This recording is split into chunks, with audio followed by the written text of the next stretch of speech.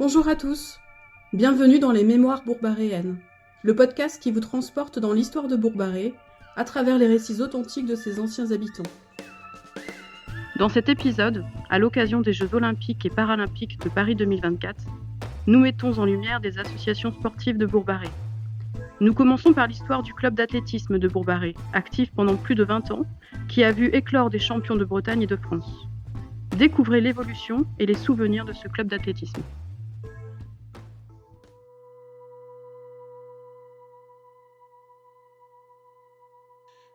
J'avais l'intention de te parler des associations, quelques associations où je suis soit comme acteur, soit comme, disons, participant. D'abord l'USB, elle a été créée en 1956. Ça a été créé par la BP1, Marcel Magnet, et donc Constant Panager. Donc après on a créé, disons qu'on avait des jeunes à Bourbaré qui aimaient tous les sports, ils aimaient le football, ils aimaient la course à pied, enfin différentes choses. Et on avait Bernard Thierry, et il aimait vraiment l'athlétisme. Et puis un jour, il me dit enfin, il faudrait qu'on essaie de créer une association. On a des jeunes qui pourraient quand même faire de l'athlétisme et autres. Et il a pris contact avec l'Espérance de Chartres. Et donc, on a adhéré à la section athlétisme qui avait déjà à l'époque sûrement 70 ou 80 licenciés. Nous, on est arrivé avec petit à petit à grossir notre effectif. Et donc en 1975, on a créé donc la section cross. Quand on a commencé, on était peut-être, il y avait bien une quinzaine de jeunes. Et puis à ça, il s'est ajouté des adultes. Et puis donc petit à petit, ça a grossi, on est arrivé entre 25 et 30 jeunes. Et puis donc ça a duré une vingtaine d'années.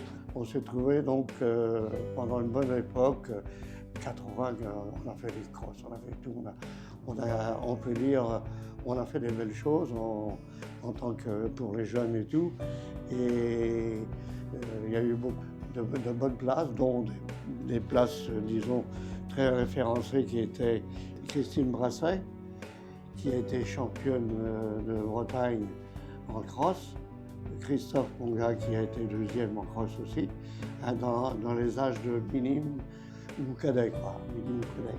Mais disons que on avait autrement quelques jeunes qui sortaient très bien dans l'athlétisme.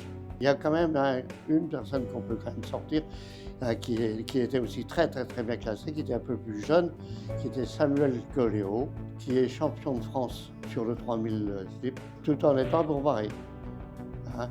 Mais alors il a fait aussi des courses, là aussi des premières, dans sa catégorie, il a fait énormément de premières places, sans aucun problème. Non, mais on avait vraiment une tête d'affiche qui était bien.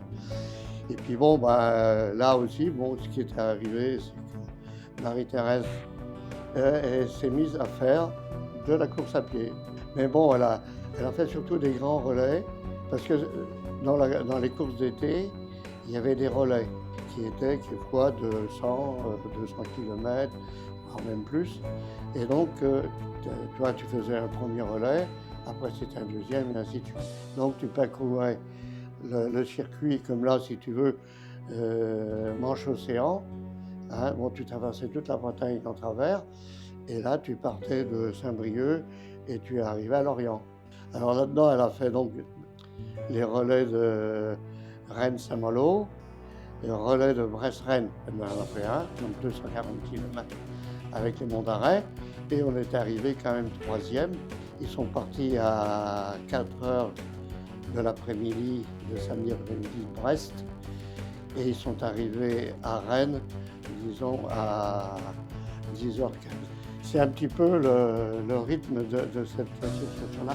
Et c'est terminé en 1995, faute de guerriers, parce que l'évolution, le football a pris plus d'ampleur, et on a été amené à arrêter, disons, l'athlétisme.